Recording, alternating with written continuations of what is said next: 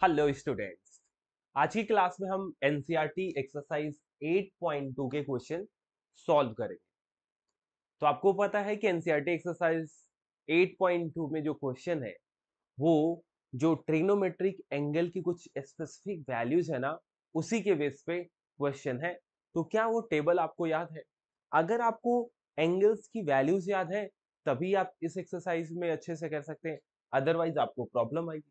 तो सबसे पहले मैं आपको टेबल सिखाता हूं, तब हम इस एक्सरसाइज को करेंगे। तो चलिए, तो सबसे पहले कुछ स्पेसिफिक वैल्यूज की जो एंगल है वो आपको आनी ही चाहिए, उसको देख लेते हैं।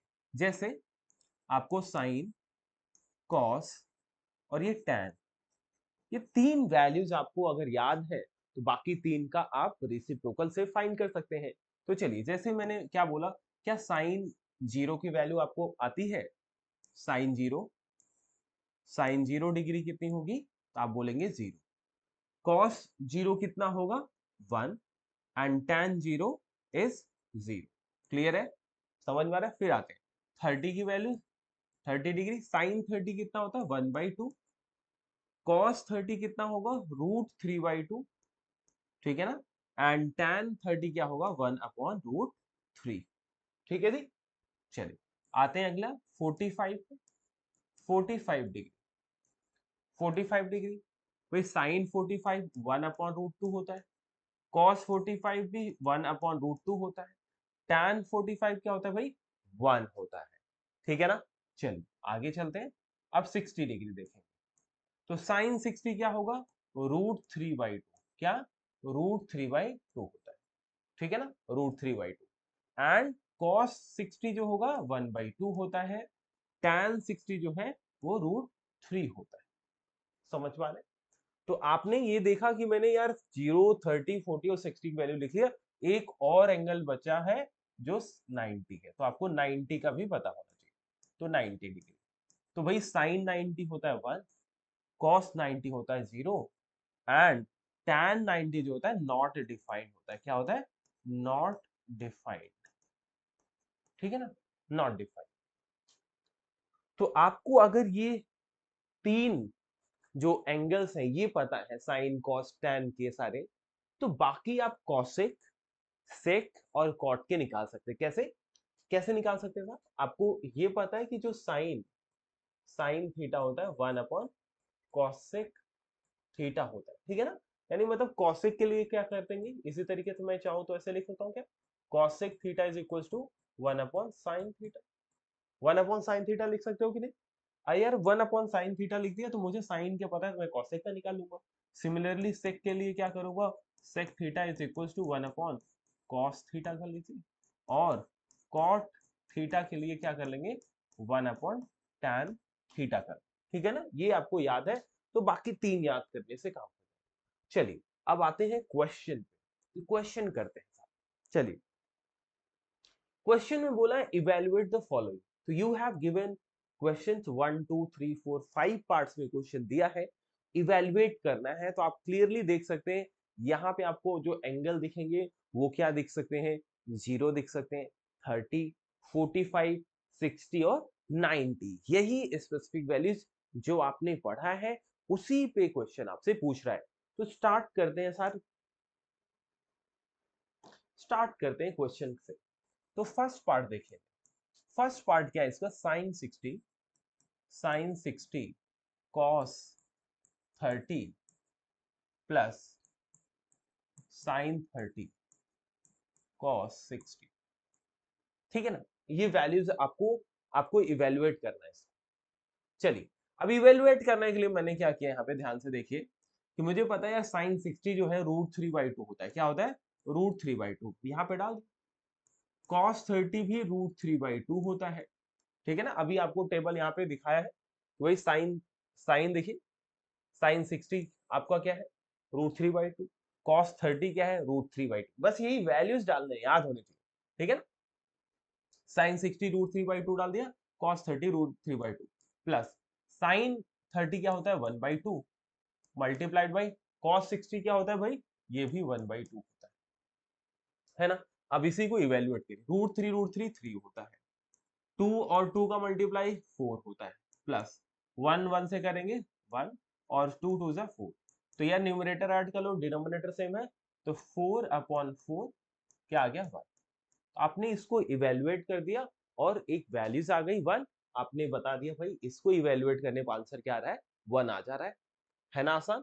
चलिए अगले क्वेश्चन को करते हैं, सेकेंड पार्ट पे आते हैं। सेकेंड पार्ट है 2 tan square 45, tan square 45 degree plus cos square 30 degree minus sine square 60 degree, sine square 60 degree. चलिए इन सब की वैल्यूज आपको पता होने चाहिए, ठीक है ना। जब तक आपको वैल्यूज नहीं पता है फिर आप सॉल्व नहीं कर पाओगे। तो साहब जैसे स्क्वायर आ गया तो स्क्वायर देख के डरना नहीं। जैसे मेरे पास साइन ले लेता हूँ, साइन स्क्वायर 60, तो मैं इसी को ऐसे लिख सकता हूँ साइन 60 होल स्क्वायर, ठीक है ना। क्या कर दूंगा साइन 60 और साइन 60 की वैल्यूज डालिए और उसका जो वैल्यूज आएगा स्क्वायर कर देंगे। जैसे साइन 60 की वैल्यू होती है √3/2, तो √3/2 डालूंगा, स्क्वायर कर दूंगा, ये क्या हो जाएगा 3/4। बात समझ पा रहे हो आप, यही करना है। तो यहाँ पे 2 है, रहने दीजिए। tan 45 1 होता है, 1 का स्क्वायर, ठीक है ना, प्लस cos 30 क्या होता है, cos 30 होता है √3/2, ठीक है, स्क्वायर है तो स्क्वायर लगा दिया आपने, माइनस साइन 60 √3/2, स्क्वायर है आपने स्क्वायर लगा दिया, बस सिंप्लीफाई कर दीजिए। भाई 1 का स्क्वायर 1, ये तो 2 ही है, प्लस √3/2 का स्क्वायर, ये 3/4 हो गया, और यहाँ पे माइनस √3/2 का स्क्वायर, ये क्या हो गया, ये भी 3/4। तो क्लियरली देख सकते हैं कैंसिल हो जाएगा, आंसर क्या आ गया आपके पास 2 आ गया। क्या आ गया भाई 2। इजी है क्या, इवेल्युएट करना आसान है क्या, बिल्कुल। लेकिन आपको ये जो एंगल की वैल्यूज है ना वो याद होनी चाहिए। अगर एंगल की वैल्यू नहीं आता है ना फिर आपको लगेगा यार क्या हो रहा है, मुश्किल होगा, फिर आप इधर उधर देखेंगे, ठीक है ना। चलिए आते हैं।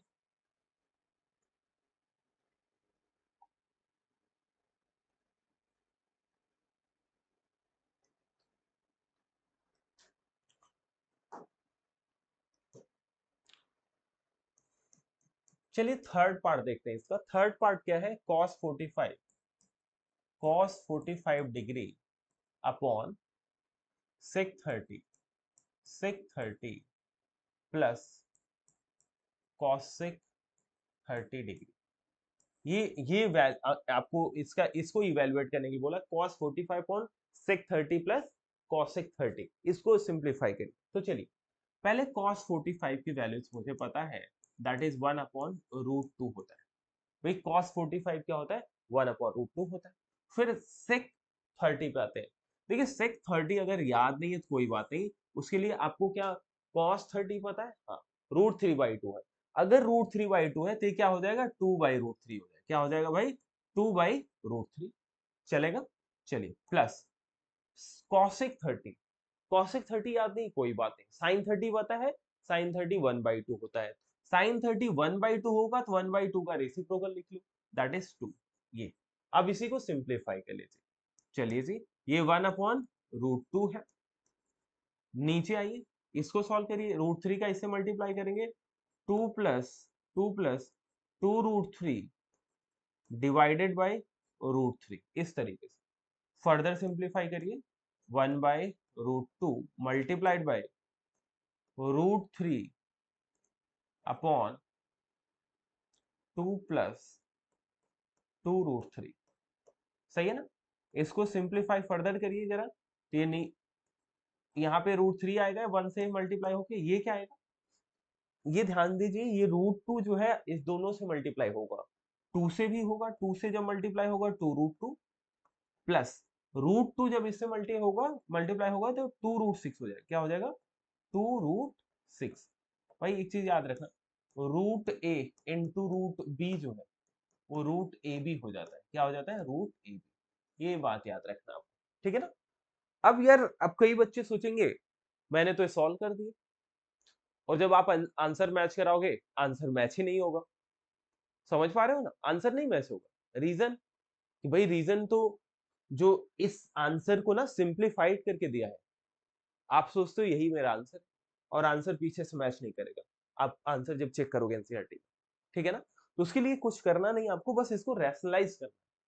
क्लास 9th में आपने रैशनलाइजेशन सीखा है, तो जनरली हम डिनोमिनेटर में इरेशनल नंबर नहीं छोड़ते, इसलिए हम क्या कर लेंगे, रैशनलाइज। यार रैशनलाइज करके देख लेते हैं क्या करना है यार।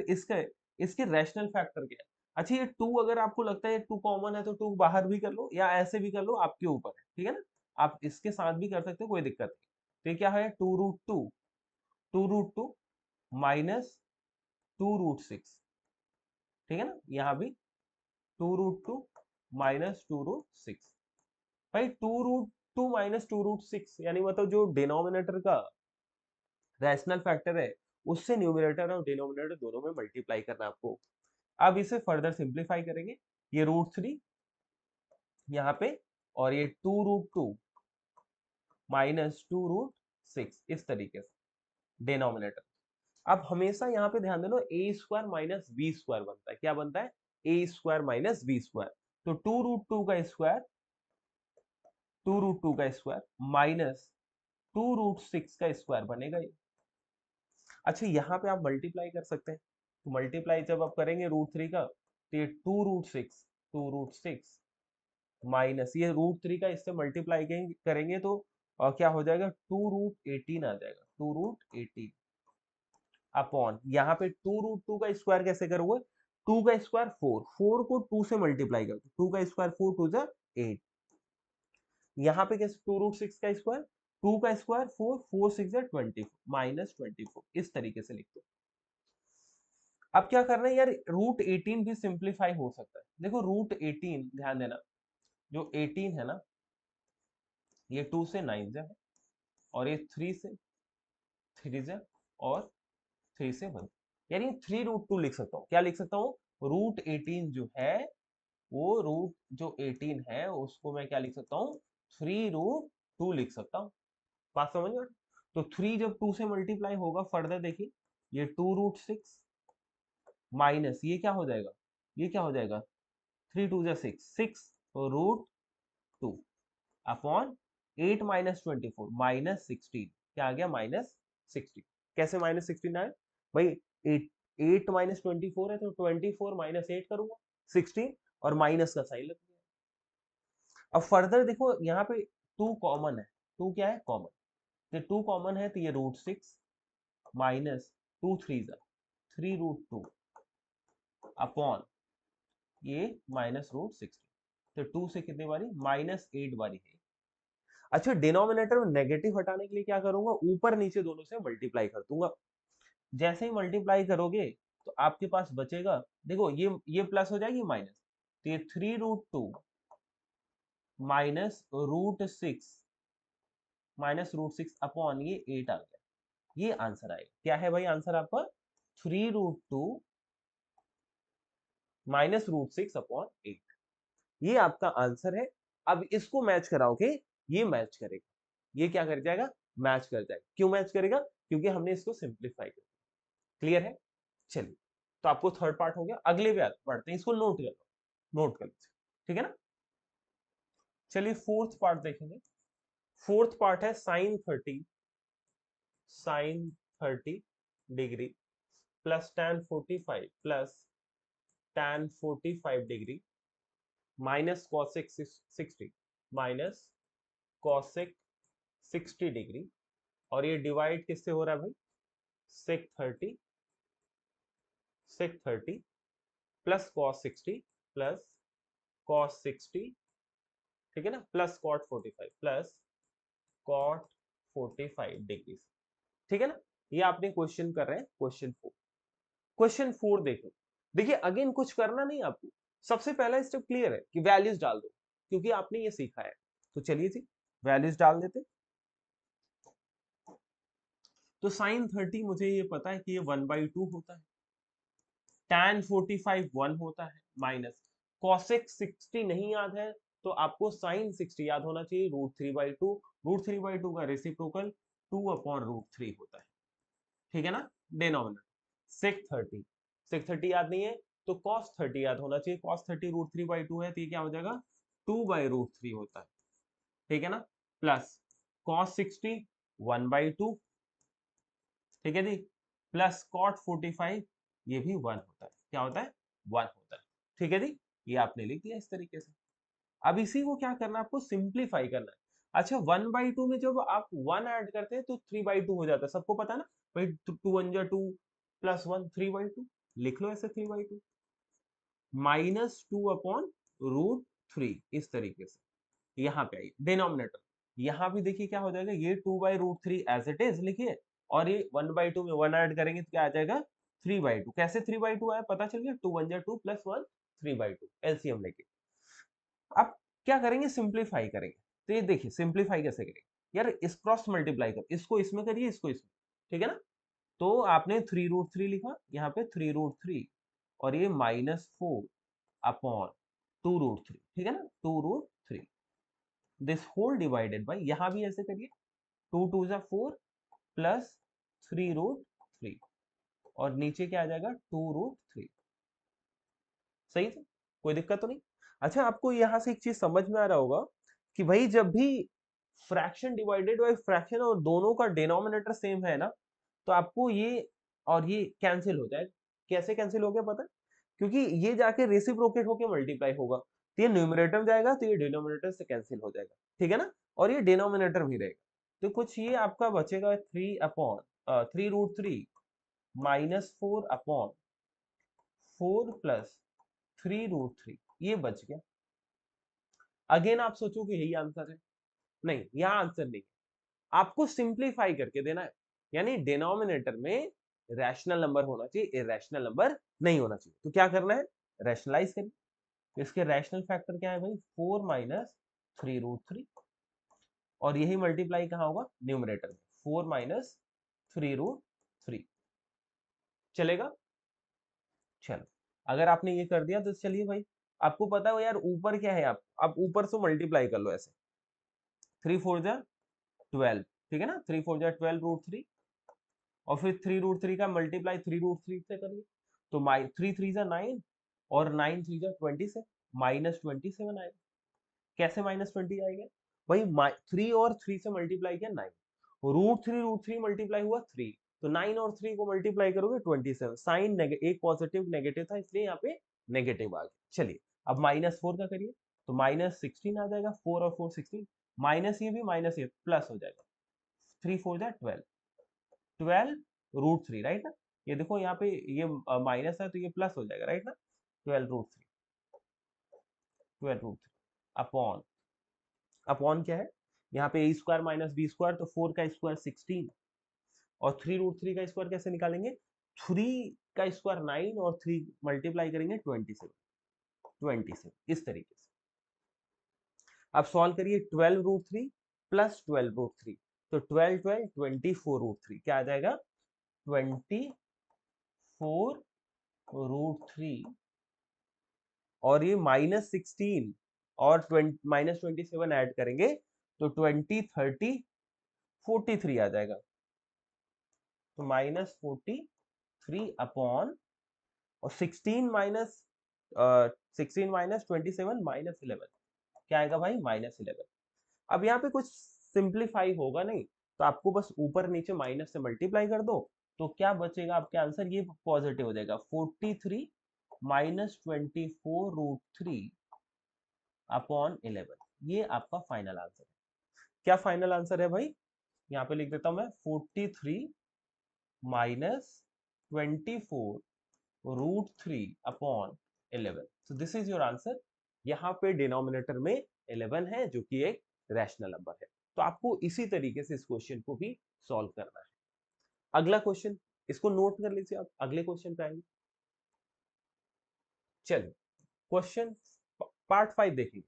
5 cos square 60, 5 cos square 60 plus 4 sec square 30 plus 4 sec square 30 minus tan square 45, this whole divided by sin square 30, sin square 30 plus cos square 30, sin square 30 plus cos square 30।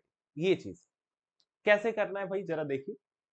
तो वैल्यूज ही डालना, तो यहाँ पे शुरू करते हैं, ये 5 है, cos 60 की वैल्यू होती है 1/2, स्क्वायर है तो स्क्वायर लगा दिया ऐसे, सही है ना भाई, cos स्क्वायर 60 ना, तो cos 60 की वैल्यू लिखना है और उसी का स्क्वायर कर देना। अगर यही cos क्यूब 60 था तो मैं cos 60 लिखता, उसका क्यूब कर देता, बस पावर जो है वही लगा देना और कुछ नहीं करना।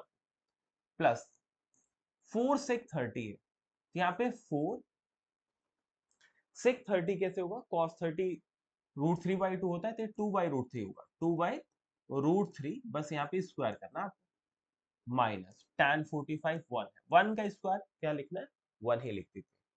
चलिए नीचे देखिए क्या आएगा, साइन स्क्वायर 30 तो 1/2 का स्क्वायर लिखेंगे, ठीक है ना, प्लस यहाँ भी तुम्हारा ये √3/2 का स्क्वायर हो जाएगा भाई, cos 30 क्या आता है, √3/2, सिंप्लीफाई करिए जरा इसी को, तो यहाँ पे 5 टाइम्स 1/4 या 5 मल्टीप्लाई करो, यहाँ पे ऐसे कर लो 1/4, ठीक है ना, प्लस ये क्या हो जाएगा भाई, 4 स्क्वायर होगा कि नहीं, 2 का स्क्वायर 4 होगा, ऐसे लिख लो 4 इंटू 2 का स्क्वायर 4 अपॉन ये √3 का स्क्वायर 3 आ गया ऐसे, और ये -1, ठीक है ना, नीचे देखिए ये नीचे आएगा 1/4 प्लस, ठीक है ना, प्लस √3 का स्क्वायर 3 और ये 4 ऐसे, ठीक है जी।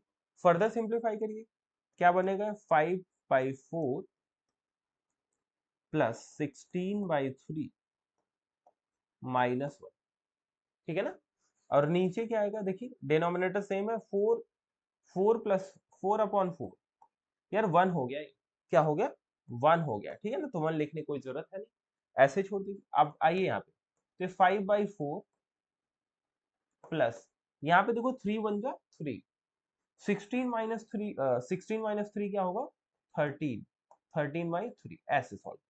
अब क्रॉस मल्टीप्लाई कर लीजिए, 5 3 जा 15 प्लस 4 इंटू 13 52 अपॉन 4 3 जा 12, सॉल्व करेंगे भाई, 52 और में 15 ऐड कर देंगे तो क्या हो जाएगा 67, नीचे क्या आएगा, और ये आपका आंसर आ गया 67/12। तो इस तरीके से आपने क्वेश्चन नंबर 1 कंप्लीट कर लिया है, उसके सारे पार्ट्स। तो यहाँ पे जो आपने एक इंपॉर्टेंट चीज नोटिस की वो क्या है, रैशनलाइजेशन, क्या है, रैशनलाइजेशन, वैल्यूज तो आपको याद ही होगी तभी आप इस एक्सरसाइज को कर पाएंगे, साथ में सिंप्लीफिकेशन है इस क्वेश्चन में, अलजेब्रा बन जाता है, ट्रिग्नोमेट्री की वैल्यू जैसे ही डाला ये अलजेब्रा में कन्वर्ट हो गया, तो मतलब अलजेब्रा सॉल्व करना अच्छे से आना चाहिए, ठीक है ना, तो नोट करिए इसे, ठीक है, नोट करो। चलिए नेक्स्ट पार्ट 2 पे आते, क्वेश्चन 2 पे आते, क्वेश्चन 2 कह रहा है choose the correct option and justify your choice, कह रहा है करेक्ट ऑप्शन चूज करिए, साथ में आप जस्टिफाई करिए, जस्टिफाई मतलब आप सॉल्व करके दिखाइए, ठीक है ना, चलिए, तो यहाँ पे 2 tan 30 है अपॉन 1 प्लस tan स्क्वायर 30 है, तो एक चीज आपको बताऊंगा, जैसे आप क्लास 11th में जिनको मैथ पढ़ना होगा, एक आइडेंटिटी आएगी, एक आइडेंटिटी आएगी 2 tan a upon 1 plus tan square A, क्या आएगा, tan स्क्वायर ए, और ये जो है ना साइन 2a के इक्वल होता है, किसके इक्वल होता है, साइन 2a के इक्वल होता है। अगर मुझे एमसीक्यू में क्वेश्चन मिल गया तो ये आइडेंटिटी याद रखना दोस्त, 2 tan a upon 1 plus tan square a is equal to sine 2a, हालांकि ये आप 11th में पढ़ेंगे, अभी क्लास 10th के सिलेबस में आइडेंटिटी नहीं है, आगे चलोगे, बट यस अगर मुझे कोई चीज आसानी से सॉल्व हो जा रहा है तो मैं इसको यूज कर लूंगा। तो आप क्लियरली देख सकते हो क्वेश्चन ये 2 tan a upon 1 plus tan square A के फॉर्म में लिखा है, तो मैं यानी मतलब मैं यहाँ पे ये क्या लिख सकता हूँ भाई, ये कुछ और नहीं बल्कि साइन साइन 2 इंटू 30 है, यानी मतलब मैं ऐसा बोल सकता हूँ क्या, कि साइन 60 होगा, क्या होगा, साइन 60, तो साइन 60 ऑप्शन ए है, ऑप्शन ए करेक्ट होगा। अगर एमसीक्यू में क्वेश्चन आए तो मैं तो ऐसे आसानी से करके आ जाऊँ, आप भी आ जाओ, ठीक है ना, बट अगर आपको सॉल्व करके दिखाना है तो वो भी हम कर सकते हैं, बट आपको ये भी तरीका याद होना चाहिए, ये भी आपको पता होना चाहिए, एमसीक्यू के लिए स्मार्ट बनिए भाई, ठीक है ना, स्मार्ट बनना है आपको, ठीक है ना। चलिए अब मैं क्या कर रहा हूं, इसी को सॉल्व करके दिखाता हूँ। क्या 2 tan 30 अपॉन 1 + tan² 30। क्या करना है आपको, tan 30 की वैल्यूज डालनी है, ठीक है ना। तो ये जरा देखिए, 2 tan 30 होता है 1/√3 अपॉन 1 + ये tan² 30 है तो यहाँ भी 1/√3 का स्क्वायर है, इस तरीके से, ठीक है जी। तो ये बिल्कुल 2/√3 लिखा आपने, और यहाँ पे आएगा 1 + 1/3, ठीक है ना। सॉल्व फर्दर करिए, 2/√3 विजिबल है आपको, ये दिख रहा है आपको 2/√3, ठीक है ना। 2/√3 नीचे सॉल्व करिए, 3 × 1 = 3 + 1 4/3 आ जाएगा। फिर इसी को मैं ऐसे लिखा 2/√3 और ये मल्टीप्लाई हो जाएगा, यहाँ पे 3 आएगा, यहाँ पे 4 आ जाएगा। 2 से 2 था, √3 से ये √3 टाइम्स, आंसर क्या आ गया, √3/2। अब देखिए √3/2 यहाँ तो कुछ दिख नहीं रहा, लेकिन मुझे पता है कि √3/2 कहीं पे आता है, वो दो जगह आता है, एक कॉस में आता है और एक साइन में आता है। cos 30 sin 60, तो यहाँ पे cos 30 नहीं है, sin 60 है, तो मैं इसको क्या बोल दूंगा, ये sin 60 डिग्री के इक्वल है, ठीक है ना। आपने जस्टिफाई कर दिया, जस्टिफिकेशन पूछ रहा था, आपने इसे जस्टिफाई कर दिया। बाकी मैंने एक तरीका आपको और सिखाया ही था, जिसको भी आप नोट कर लीजिए, ठीक है ना, नोट कर लीजिए।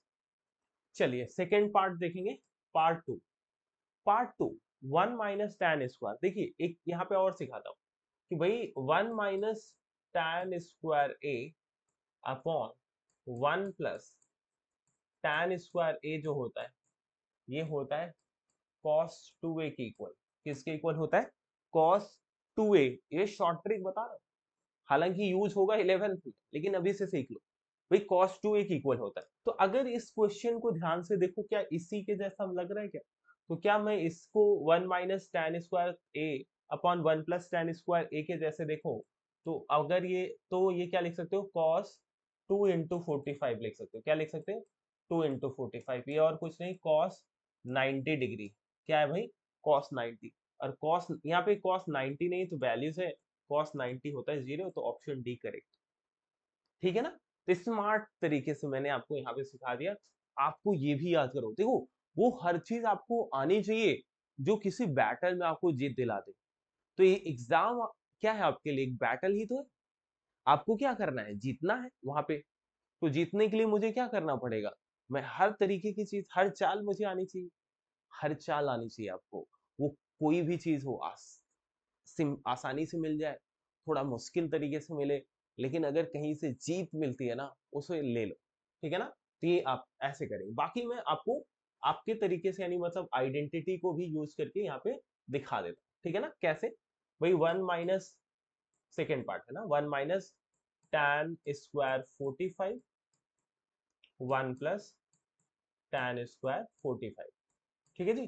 तो ये यार ये वैल्यूज डाल देना आपको आराम से। 1 - tan² कितना होता है, 1 होता है। tan45 क्या होता है, 1 होता है। तो 1 का स्क्वायर 1 ही आएगा, ठीक है ना। यहाँ भी 1 + ये 1 आएगा, तो ये 0/1 दैट इज 0। तो यहाँ भी ऐसे भी आप कर सकते हैं, ठीक है ना। तो जो तरीका आसान लगे उसको यूज कर, आना सब चाहिए आपको। तो ये भी नोट कर लो। चलिए चलिए थर्ड पार्ट पे देखिए। थर्ड पार्ट क्या है, sin2a is equals to 2 sin a, 2 sin a is true, कह रहा है is true for when a क्या हो जाए कि बात ट्रू हो जाए, a क्या हो जाए कि बात ट्रू हो जाए।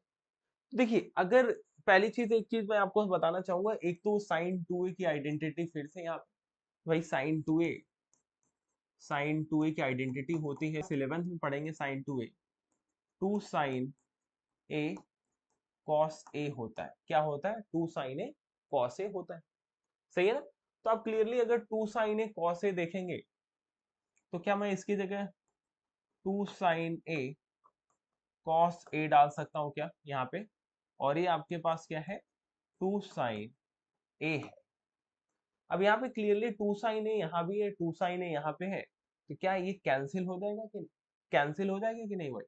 ये वाली पार्ट कैंसिल हो रहा है कि नहीं? तो क्या बचा आपके पास? कॉस ए, और यहाँ पे क्या बचा? वन। अब कॉस ए वन कब आता है? जीरो पे आता है। कॉस ए कब वन कब आता है भाई? हमने क्या बोला है? कॉस ए, यहाँ पे cos a is equal to, यहाँ पे मैंने लिखा कॉस 0 डिग्री। क्या लिख दिया भाई? Cos 0 degree. यानी मतलब ये जो एंगल ए है, एंगल ए क्या आ गया? जीरो। मतलब ये बात तब ट्रू होगी जब ए क्या होगा? जीरो होगा। तो आप इस तरीके से भी सॉल्व कर सकते हैं। हालांकि ये आइडेंटिटी अभी आप क्लास 10th में इंट्रोड्यूस आपको नहीं कराई गई है, तो आप क्या कर सकते हैं? यहाँ पे hit and trial method use कर सकते हैं कि भाई वैल्यूज मैंने डाला, मुझे पता है यार साइन जीरो डालूंगा तभी ये ट्रू है, अदर किसी भी एंगल पे ये बात ट्रू दिखाई नहीं पड़ रही है, बस। ठीक है ना? चलिए नेक्स्ट पे आते हैं। चलिए फोर्थ पार्ट देखेंगे इसका। फोर्थ पार्ट क्या है भाई? 2 tan 30, 2 tan 30 अपॉन 1 - tan² 30। ठीक है ना? ये एक और आइडेंटिटी से मैच करता है जो आपको 11th में इसको भी पढ़ना है। तो अगर ध्यान देना, एक आइडेंटिटी जो मैं बता रहा हूँ ये होता है भाई 2 tan A upon 1 - tan² A। ये होता है साइन, और सॉरी tan 2A। क्या होता है? tan 2A, tan 2A होता है, tan 2A। तो यार ये आप यहाँ से क्या लिख सकते हैं भाई? यहाँ से क्या लिख सकते हैं? tan, टू मत, टू है 30 से मल्टीप्लाई करेंगे, 2 × 30 तो tan 60। हाँ, क्या दिख रहा है? tan 60। तो बेटा एमसीक्यू में आपको आंसर ही तो करना है, आपको ये थोड़ी नहीं बताना है आपको कौन सी आइडेंटिटी हमने यूज करी है कौन सी नहीं। आंसर सही होना चाहिए। हमने आंसर सही दिखा दिया, काम हो गया आपका, बस घर जाओ आप। ठीक है ना? समझ में आ रही ना बात? बाकी आपको यहाँ पे वैल्यूज डाल के दिखा देता हूँ। ठीक है ना? वैल्यू डाल देते हैं। 2 tan 30 की वैल्यू क्या है भाई? 1/√3। ठीक है ना? अपॉन अपॉन 1 - 1/√3 का स्क्वायर। ठीक है ना? ये आपका 2/√3 है। और यहाँ पे सिंप्लीफाई कर लो ना, 3 × 1 = 3 -1, 2/3। ठीक है ना? तो बात बन जाएगी आपकी 2/√3 इंटू 3/2। ये 2 से कैंसिल, और ये इससे कैंसिल। ठीक है ना? आपको याद होना, एक चीज याद होना चाहिए, a/√a है ना, तो ये कैंसिल होके √a टाइम्स होता है। ठीक है ना? √a टाइम्स होता है। सही है? तो यहाँ से क्या बच गया? √3 बच गया। ठीक है ना? √3 यहाँ पे कहीं दिख तो नहीं ना, लेकिन अब आपको पता है tan 60 की जो वैल्यू होती है वो √3 है, तो यहाँ पे हमने क्या लिख दिया भाई? tan 60 degree. क्या लिख दिया भाई? tan 60। तो आप इस तरीके से भी कर सकते हैं, नोट कर, आसान है। तो बेसिकली मेहनत करना, आपको प्रैक्टिस करना है। क्वेश्चन तो मैं करा दूंगा, क्वेश्चन का टेंशन नहीं। ठीक है ना? ठीक है, तो यहां तक आप अगर डन कर लिए तो अब आ जाते हैं इसके क्वेश्चन 3 पे। क्वेश्चन 3 एक बहुत ही अच्छा क्वेश्चन माना जाता है, जनरली स्कूल के एग्जाम बोर्ड्स में पूछे जाते हैं फ्रीक्वेंटली। तो आपको ये क्वेश्चन आना चाहिए, और बहुत ही आसानी से हम सॉल्व करेंगे इस क्वेश्चन। चलिए देखते हैं। तो देखिए यहाँ पे इक्वेशन बनाएंगे थोड़ा। आपके पास गिवन है tan, क्या गिवन है? tan A+B is equal to √3 given. ठीक है ना? √3। अब मुझे क्या चाहिए ना, इस एंगल को इक्वेट करना है। तो मैं चाहता हूं इधर भी कुछ एंगल जैसा बने। तो मैंने क्या लिखा यहाँ पे? tan A+B, यार √3 है तो tan के टर्म में लिख सकता हूँ क्या? कुछ tan के एंगल पे आता है क्या? आप बोलोगे हाँ 60 पे आता है, तो मैं इसे लिख दिया tan 60 डिग्री। कोई बात, कोई दिक्कत तो नहीं है ना? tan 60 डिग्री लिख दिया इसकी जगह, क्योंकि tan 60 की वैल्यू √3 होती है। अब ये देखो, ये भी तो एक एंगल है और ये भी एंगल है। tan of this angle equal to tan of this angle. यानी मतलब यहाँ से मुझे एक बात समझ में आ गई कि यार A+B जो है वो 60 के इक्वल है। इसको मैंने बोला इक्वेशन नंबर, है ना भाई? ये तभी पॉसिबल है ये बात जब ये एंगल इसके इक्वल। तो मैंने कर दिया A+B इक्वल टू 60, एक इक्वेशन मिल गया। और सेम सेम इसके साथ करने वाला हूं मैं, कि हमें मुझे यहाँ पे बोला है tan A-B is equal to 1/√3। ठीक है ना? ये अब भाई यहाँ सेम चीज वही करेंगे, अभी tan जैसे यहाँ पे A+B लगाते हैं, अब यहाँ भी देख लेंगे। यहाँ पे मैंने लिखा tan A-B is equal to, ये tan के 30 पे आता है, किस पे आता है? tan 30 degree. तो एंगल सेम चीज है, तो यहां से मैं क्या लिख दूंगा, a minus b is equal to 30, और इसको मैंने बोला इक्वेशन नंबर 2। बस अभी दो इक्वेशन आ गए। Linear pair of linear equation याद है कि नहीं, यूज कर लो। तो सॉल्व 1 एंड 2, यहाँ पे बोलो सॉल्विंग 1 एंड 2। 1 और 2 को सॉल्व करेंगे तो क्या मिलेगा, a plus B equal to 60, a minus B equal to 30। Add करिए, cancel, 2a is equal to 60 30 90 होगा, 2 से 45, तो a की वैल्यू यहाँ पे क्या आ गई 45, ठीक है ना, a की वैल्यू क्या आ गई 45। और b एक में डाल दो किसी में, तो यहाँ से 45 गोज दैट साइड बिकम 15, तो यहाँ से b and b is equal to क्या आ जाएगा 15 आ जाएगा, ठीक है ना, 15 डिग्री, ठीक है ना, 15 डिग्री आ जाएगा, कोई दिक्कत तो नहीं। क्वेश्चन आपसे यहाँ पे बोला है ना a ग्रेटर देन b, तो देख सकते हैं a 45 है और b क्या है 15 डिग्री है ना, ग्रेट। बोला है a प्लस बी दोनों 0 और 90 के बीच में होंगे, 45 और 15 60 आ रहा है इसी के बीच में, ठीक है ना, तो a b आपने बता दिया। ये बहुत ही अच्छा क्वेश्चन है, बहुत ही आसानी से मैंने आपको कराया। तो इस क्वेश्चन को आप घर पे फिर से एक बार प्रैक्टिस करिए, ठीक है ना, एक बार प्रैक्टिस करेंगे तब जाके इस क्वेश्चन में आपको कमांड बन जाएगा। अच्छा ये टाइप भी तो सीखिए, जब भी आपको इस टाइप के एंगल मिलेंगे, टैन आए, कॉट आए, सेग आए, कुछ भी आए, आपको यही रूल यूज करना है, यही तरीका फॉलो करना है। इसी तरीके को फॉलो करके इस क्वेश्चन का आंसर आप फाइंड करेंगे, ठीक है ना। चलिए आगे बढ़ेंगे, क्वेश्चन नंबर 4, ठीक है जी, क्वेश्चन नंबर 4, ठीक है। चलिए क्वेश्चन नंबर 4 कह रहा है state whether the following are true और फॉल्स। जो यहाँ पे कुछ स्टेटमेंट गिवन है, ये ट्रू है या फॉल्स आपको बताना है और जस्टिफाई योर आंसर। तो यहाँ पे थोड़ा सा क्या लिखा है, आगे पीछे हो गया। तो फर्स्ट पार्ट जो लिखा हुआ है, sine a plus b is equal to sine a plus sine b, ठीक है ना, ये ऐसा स्टेटमेंट है, बोला ट्रू है फॉल्स। ये ट्रू है फॉल्स ये बताना। तो यार साइन, पहली बात ये ट्रू नहीं है, पहली बात ये ट्रू नहीं है, फॉल्स स्टेटमेंट। कैसा स्टेटमेंट है, फॉल्स। क्यों स्टेटमेंट फॉल्स है, आपको मैं बोल दूं कि वैल्यूज यहाँ पे डालो 30 और 40, 45, 30 और क्या ले सकते हो 60 की वैल्यू ले लो। लेट से मैं ए की जगह 30 डाल रहा हूँ और बी की जगह मैं डाल रहा हूँ 60 डिग्री, वो एंगल लो जो आपको पता है, ठीक है ना। तो मैंने 30 और 60 ले लिया, तो ये क्या बना, साइन, यहाँ पे लेफ्ट हैंड साइड देख रहा हूँ, लेफ्ट हैंड साइड देख रहा हूँ, ठीक है ना, क्योंकि जस्टिफाई बोला है तो जस्टिफाई भी कर लेते हैं। साइन यहाँ पे ए की जगह 30 30 प्लस 60, तो साइन 90 आ गया। साइन 90 की वैल्यू होती है 1, साइन 90 की वैल्यू क्या होती है 1। आरएचएस देखते हैं, right hand side, right hand side sine A, sine A मतलब साइन 30 प्लस साइन 60, यहाँ पे साइन 30 होता है 1/2 और 60 होता है √3/2, ठीक है, ये आ गया। और ये क्या आएगा, √3 प्लस 1/2 आएगा, √3 प्लस 1/2, ये 1 आया है, क्या आया 1। और √3 प्लस 1, या √3 की वैल्यू होती है ना 1.732 होता है ना, प्लस 1 अपॉन 2। जरा इसको सॉल्व करिए, तो क्या आ जाएगा 112 आ जाएगा, क्या आ जाएगा 1 और इसमें ऐड हो जाएगा ये 2.732 डिवाइडेड बाई 2। तो ये 1, this is not equal to 1, ये 1 के इक्वल तो नहीं है, 1 के इक्वल नहीं है, तो आपने एक जस्टिफिकेशन दे दिया एंगल लेके, तो ये स्टेटमेंट वैसे क्या है, फॉल्स है, ठीक है ना।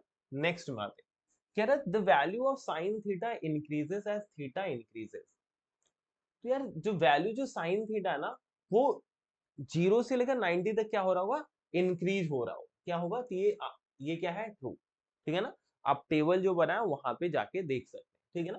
The value of cos theta increases as theta increases, ये फॉल्स है, ठीक है ना। कॉस थीटा क्या होता है, डिक्रीज होता है, क्या होगा, डिक्रीज होगा। फिर बोला है साइन थीटा और cos theta, sine theta equal to cos theta for all values of theta. यार टेबल देखिए, क्या साइन 0 कॉस 0 के इक्वल है, क्या साइन 30 कॉस 30 के इक्वल है, क्या साइन 60 कॉस 60 के इक्वल है, नहीं, सिर्फ एक एंगल, सिर्फ theta is equal to 45 degree पे दोनों इक्वल हैं, अदरवाइज दोनों एक दूसरे के दुश्मन है। क्या है? दुश्मन है भाई। एक बढ़ता है तो दूसरा घटता है, ठीक है ना? तो ये ध्यान रखना है। तो यहाँ पे बस एक एंगल है, यानी 45 ऐसा एंगल है जहां पे दोनों मिल जाते हैं, भाई बन जाते हैं, ठीक है ना? तो एक ही एंगल पे क्या है, इक्वल है, सारे के लिए नहीं, तो ये स्टेटमेंट क्या हो गया, फॉल्स हो गया। Next, cot a is not defined for a is equal to zero. कह रहा है कॉट ए जो है डिफाइंड नहीं है जब ए जीरो, यानी कॉट जीरो, कह रहे हैं कॉट कॉट जीरो है वो नॉट डिफाइंड है। तो अब आपने देखा यार, टैन टैन जो है वो जीरो है, और टैन जीरो क्या है, जीरो होता है, और जीरो को कोई रेसिप्रोकल नहीं होता, क्योंकि जीरो का भाई टैन का रेसिप्रोकल कॉट है, तो जीरो का रेसिप्रोकल तो नॉट डिफाइंड है, तो ये बिल्कुल सही है। ये ऑप्शन जो है, ये स्टेटमेंट जो है ट्रू है। क्लियर है? तो इस तरीके से हमने ये एक्सरसाइज कर लिया है, डन। अब आपकी बारी है, सारे क्वेश्चन को फिर से प्रैक्टिस करिए ताकि आपको इस एक्सरसाइज में दिक्कत दोबारा ना आए। मैंने सारे क्वेश्चन को एक एक करके समझा दिया है। आई होप आपको समझ में आ गया। कमेंट्स करके बताइए कि आपको सारी चीजें क्लियर हुई कि नहीं। कोई भी अगर कहीं पे दिक्कत आ रही है तो लेट अस नो, हमें जरूर बताएं, हम उसको और अच्छे से आपको एक्सप्लेन करेंगे। Thank you for watching.